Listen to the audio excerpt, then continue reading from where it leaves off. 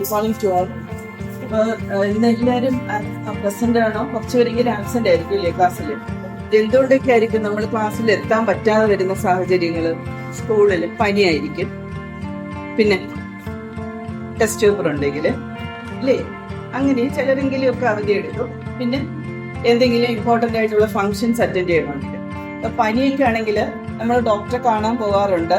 ഇപ്പോൾ ഡോക്ടേഴ്സ് ഏതാണ് രോഗകാരിയെന്നൊക്കെ നോക്കിയിട്ട് ബാക്ടീരിയൽ ഇൻഫെക്ഷൻ ആണോ വൈറൽ ഇൻഫെക്ഷൻ ആണോ എന്നൊക്കെ നോക്കിയിട്ട് അതനുസരിച്ച് മെഡിസിൻസ് തരും.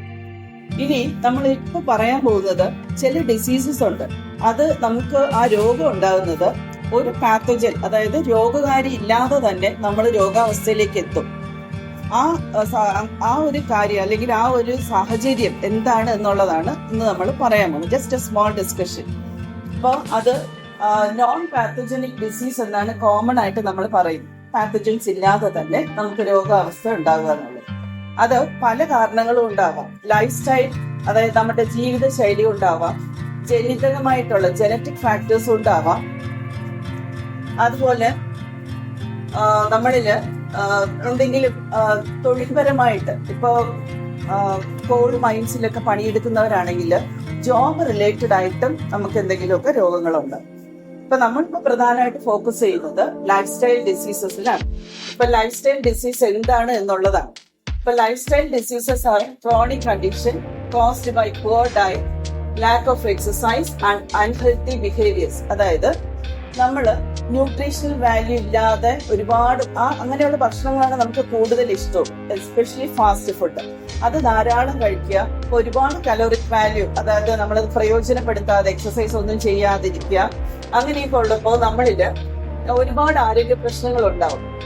ഇനി ഏതൊക്കെയാണ് ആ ലൈഫ് സ്റ്റൈൽ ഡിസീസസ് എന്നുള്ളതാണ് ക്രോണിക് കണ്ടീഷൻസ്. അതായത് ഇതൊരു ലോങ് ടേം പ്രോസസ് ആയിട്ടാണ് വരുന്നത്. നമ്മൾ ആദ്യമൊന്നും അത്ര ശ്രദ്ധിക്കാറില്ല. നമ്മളിന്റെ സ്റ്റേജിലാണ് നമ്മൾ അറിയുന്നത് ഇതൊക്കെ ഇങ്ങനെയൊക്കെയുള്ള രോഗം ആ ഒരു അവസ്ഥയിലാണ് നമ്മൾ എന്നുള്ളത്. ഇനി പ്രിവെന്റബിൾ കോസസ് എന്ന് പറയുന്നത് these diseases are primarily caused by modifiable risk factors such as poor diet, physical inactivity and unhealthy behaviors. ഇവിടെ ഈ 3 പ്രധാന കാര്യങ്ങളാണ്. അതായത് ഫിസിക്കൽ ആക്ടിവിറ്റി ഒന്നും തന്നെ ഇല്ല, ധാരാളം ആഹാരം കഴിക്കുക, വ്യായാമം ഒന്നും ചെയ്യാതിരിക്കുക, ആ ഒരു അവസ്ഥ. ഇനി അടുത്തത് പുവർ ഡയറ്റ്, അതായത് ഫുഡ് വിത്തൗട്ട് ന്യൂട്രീഷണൽ വാല്യൂ. പിന്നെ അൺഹെൽത്തി ബിഹേവിയേഴ്സ്, അതായത് ആൽക്കഹോൾ, സ്മോക്കിംഗ്, അങ്ങനെയുള്ള കാര്യങ്ങളൊക്കെ നമ്മൾ ഇൻ പ്രാക്ടീസ് ആണെങ്കിൽ തീർച്ചയായിട്ടും ഈ ഒരു അവസ്ഥയിലേക്ക് വരും. ഇനി ഗ്രാജുവൽ ഡെവലപ്മെന്റ് എന്ന് പറയുന്നത് അതാണ്. ലോങ് ടേം എക്സ്പോഷർ ആയിട്ട് ഈ അൺഹെൽത്തി ഹാബിറ്റ്സിൽ ഒരു ലോങ് ടേം എക്സ്പോഷർ ആണ് നമുക്ക് ഈ ലൈഫ് സ്റ്റൈൽ ഡിസീസിന് കാരണമാകുന്നത്. And this is A global epidemic. അടുത്തത് കോമൺ ലൈഫ് സ്റ്റൈൽ ഡിസീസസ് എന്തൊക്കെയാണ്? ഹാർട്ട് ഡിസീസ്, അതായത് ധാരാളം കൊഴുപ്പടങ്ങിയ ഭക്ഷണം കഴിക്കുന്നതുകൊണ്ട് ബ്ലഡ് കാപ്പിലറീസിൽ ബ്ലഡ് ഒരു ഫ്ലോ എന്ന് പറയുമ്പോൾ വളരെ ലോ ആയി അതിൻ്റെതായിട്ടുള്ള ബുദ്ധിമുട്ടുകൾ, ഹൃദയത്തിന്റെ പമ്പിങ്ങിലും അങ്ങനെയൊക്കെ ഒരുപാട് ബുദ്ധിമുട്ടുകൾ. ഇനി ബ്ലഡ് സർക്കുലേഷനിലും ഒക്കെ. ടൈപ്പ് 2 ഡയബറ്റിസ് എന്ന് പറയുന്നത് ഒബിസിറ്റി അല്ലെങ്കിൽ പൊണ്ണത്തടി എന്ന് പറയും, അതുമായിട്ട് ബന്ധപ്പെട്ടതാണ്. ഇതെല്ലാം സെഡന്ററി ലൈഫ് സ്റ്റൈലാണ്. Sedentary with no exercise. ഇനി cancer, certain type of cancer they are related to smoking, especially നമ്മുടെ ലങ്സിനെ എഫക്ട് ചെയ്യുന്നത്. പിന്നെ സ്ട്രോക്ക് എന്ന് പറയുന്നത് ബ്രെയിനില് ബ്ലഡ് കാപ്പിലറീസിൽ ഒന്നുകിൽ എന്തെങ്കിലും ക്ലോട്ട് ഉണ്ടാവുക അല്ലെങ്കിൽ ബ്രേക്ക് ആവുക, അതാണ് ആ സ്ട്രോക്ക് എന്ന് പറയുന്ന അവസ്ഥ. അതായത് പക്ഷാഘാതം എന്ന് പറയും. പാർഷ്യലായിട്ടും ഉണ്ടാവാം, ഫുള്ളായിട്ടും വരും. ഏതെങ്കിലും പിന്നെ ശരീരഭാഗങ്ങൾ ഒരു ഭാഗം നമുക്ക് മൂവ് ചെയ്യാൻ പറ്റാതെ വരിക, ഫുള്ളി പാരാലിറ്റിക് എന്ന് പറയുമ്പോൾ നമുക്ക് ഒരു ഇമോഷൻസും ഒന്നും എക്സ്പ്രസ് ചെയ്യാൻ പറ്റാത്ത അവസ്ഥ. വെരി ലോ റേറ്റില് നമ്മളുടെ ഡൈജഷനും ബ്രീതിങ്ങും ഒക്കെ നടക്കും. പിന്നെ നമുക്ക് ഒന്നും മൂവ്മെന്റ് പറ്റാത്തൊരവസ്ഥ. അതൊക്കെ വളരെ ബുദ്ധിമുട്ടുള്ള ഒരു സാഹചര്യങ്ങളാണ് ഈ ഒരു 4 കണ്ടീഷൻസ് എന്ന് പറയുന്നത്.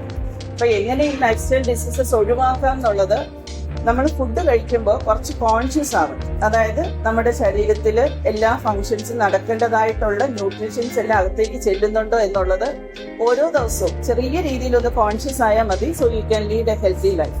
കോൺഷ്യസ് ആയാൽ മാത്രം പോരാ. ഈ ജങ്ക് ഫുഡൊക്കെ ഒരുപാട് കഴിക്കുന്നവര് വീട്ടില് ഭക്ഷണവും അത് നമ്മുടെ നാക്കിന്റെ ടേസ്റ്റ് മാത്രം നോക്കിയാൽ പോരാ. We are taking food for the health of our body എന്നുള്ള ഒരു ചിന്തയും കൂടി വേണം. അപ്പൊ നമുക്ക് നല്ല രീതിയിൽ ഇങ്ങനെയുള്ള ലൈഫ് സ്റ്റൈൽ ഡിസീസ് ഒക്കെ ഒഴിവാക്കാൻ പറ്റും. Thank you.